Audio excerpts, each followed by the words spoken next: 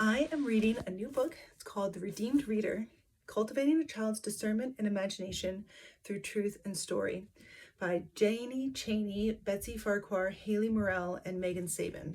And it is really excellent. And so I thought I would just share a little bit about the book and maybe go through different chapters over time. But if you are a homeschool mom or you just like reading to your kids and want to learn more about developing your child's imagination and discernment, this is an excellent book.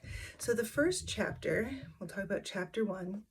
Section 1 is Shepherding the Imagination, and chapter 1 is Foundations, Discovering Truth and Story. So I thought I would just maybe share a quote or two that I really enjoyed about the chapter, and then they always give a book list of recommendations.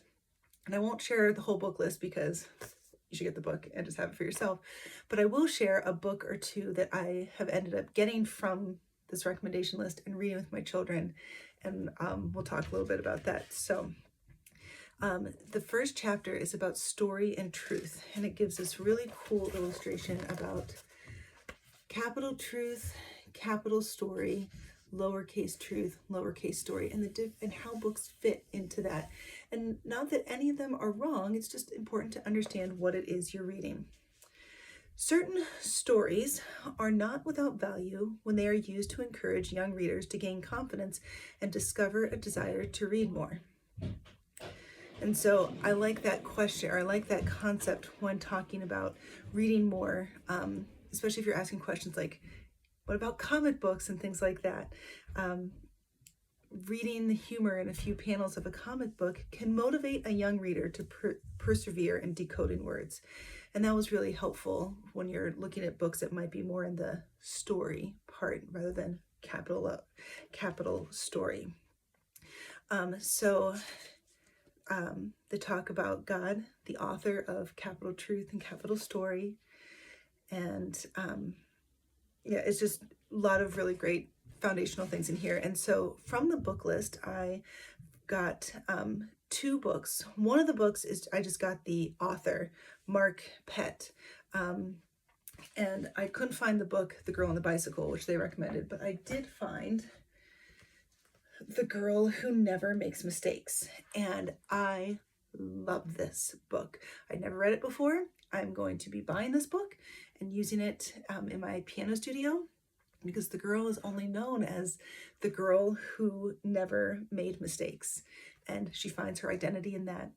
But then her identity starts to falter when she starts almost making mistakes. And then what happens when she does make a mistake?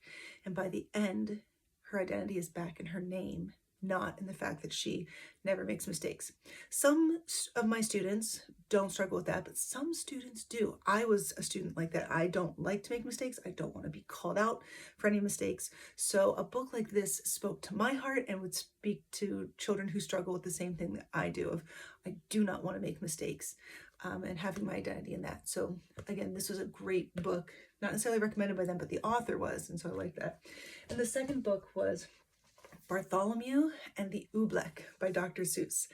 I love Dr. Seuss. I had never heard of this book, and it was great.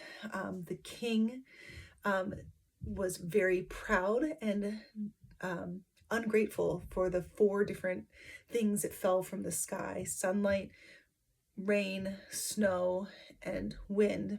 And he asked his magicians to make a 5th thing. He was so proud and haughty. And Bartholomew Cubbins kept reminding him, you're being too proud.